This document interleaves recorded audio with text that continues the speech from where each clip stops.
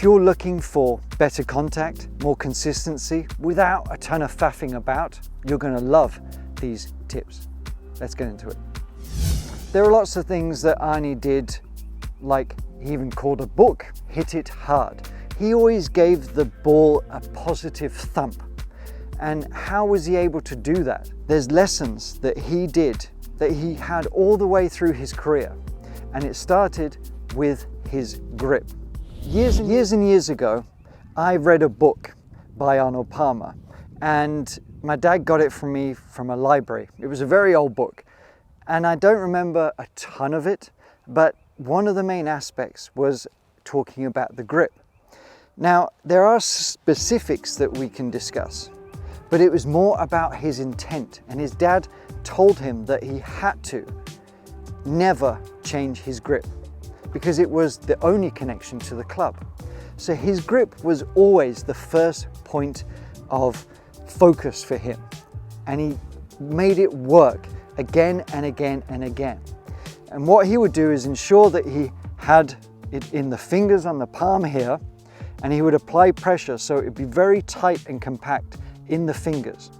But where a lot of the magic would happen would be as he's taking the right hand grip, he would form a V here, okay? He would form a V, but not bunch up the fingers too much this way. There would actually be a little gap, a bit like a trigger. But that V here and that hold was very intentional, very much a connection, and never, ever altered. And by doing that, just by having this intent, can make so much difference. It's not about a perfect grip, it is about the pressure and your intention and understanding that that is the connection to this.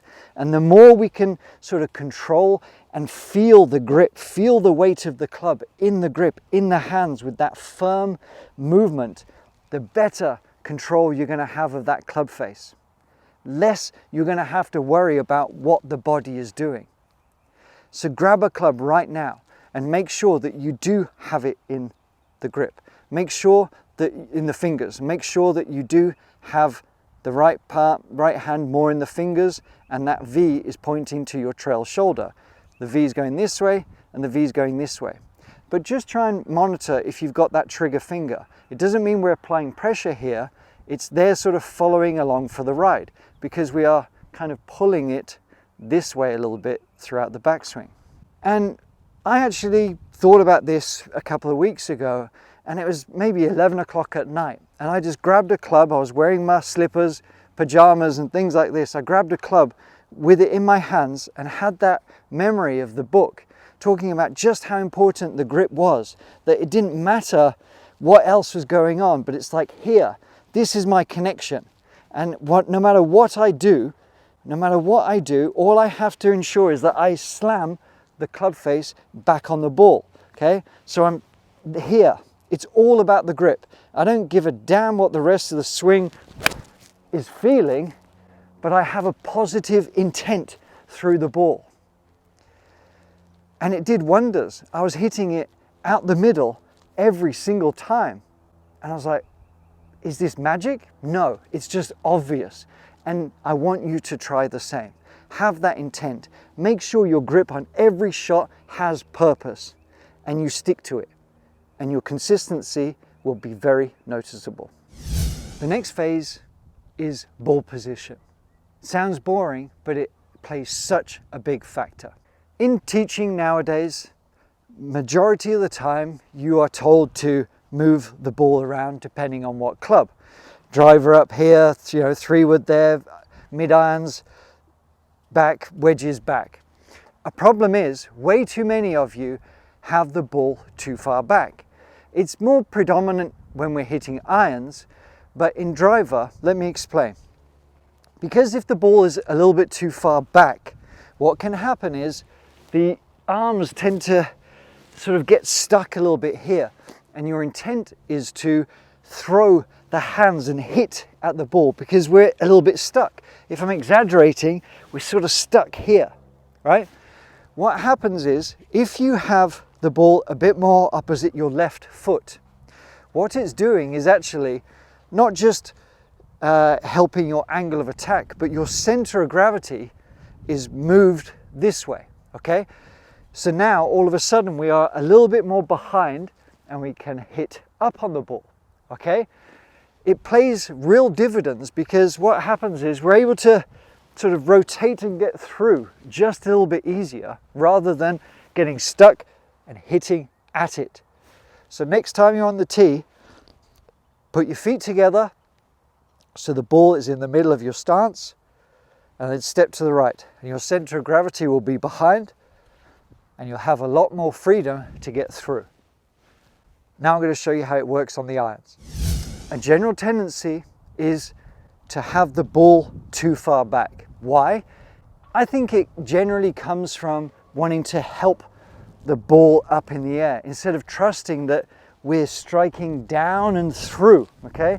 It's not always about going down, but it is certainly about going through, accelerating this way.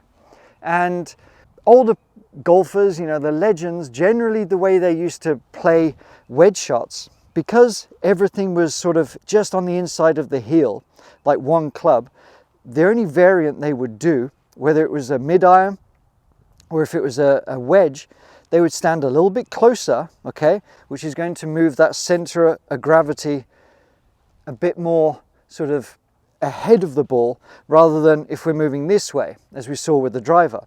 So a narrower stance with a wedge and a little bit more open. So I'm going to move that foot forward just a hair, but I haven't actually moved the ball position. And what this is going to do, it's going to encourage me to stay ahead of it and rotate through and down. Because if we've got the ball too far back, even with a wedge, it's very easy to kind of get stuck this way. What you should notice is a feeling of getting through and up instead of having to try and help the ball up. So we can just swing through with a lot more freedom and clip it off the top of the turf. That's with a wedge, and the same can apply to a mid-iron. The only difference is we are not going to move this foot forward. We're just going to keep the setup on that front heel here, okay? And I'm just standing a little bit wider. So now my center of gravity has moved back just a hair, but still dominating in front. So I can swing through and attack the ball and the correct angle. So give the ball position a try. Make sure that you've got this as the constant, and the only change is your trail foot to help that angle of attack. But hitting kind of down and through is where we come on to the next little tip, and it's all about the hip. What I'm about to show you from there is not just my derriere, it is one of the most effective, powerful moves for consistent contact. And it can be called falling into the swing, is one of the main keys that I give people. But what we're looking at is trying to actually get the trail hip at the sort of top of the backswing as we are moving back down, okay? As we're moving this way, the trail hip, right hip for me, is higher than the left.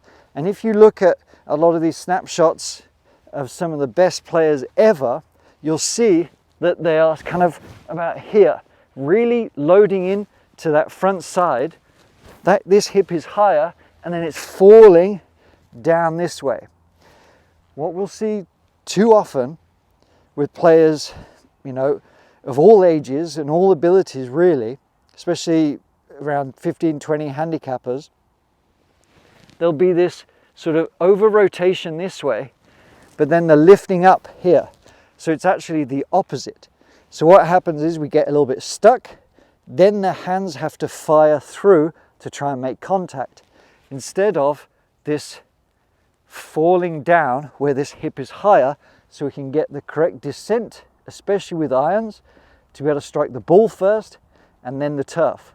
Now some of this comes from needing a good sort of hip rotation and getting into that hip. What you need to be wary of is being too flat this way, okay, or cheating a little bit.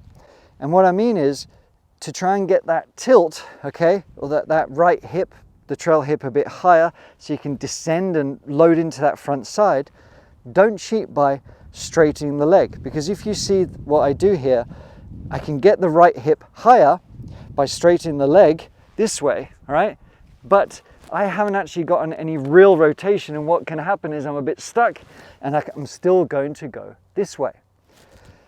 All right, that's where it gets a little bit tricky. So most of you will have one of these, and if you don't, it doesn't really matter, but the objective I want you to have, all right, is make your sort of wind up in your backswing, and I want you to feel that the stick here, or your lead hip, is actually moving a little bit more towards the ball, kind of like down and around, okay?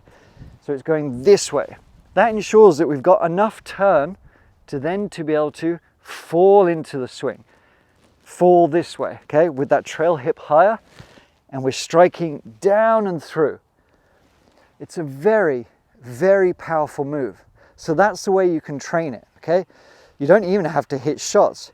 Just feel like you're winding up with that trail hip higher and then applying the pressure down and then clear out the way. It's this. It's a very short, simple move. But Arnold Palmer did it so beautifully well, and so can you. But I wager that if you apply even just one of those little tips like Arnold Palmer, you're going to be doing pretty well.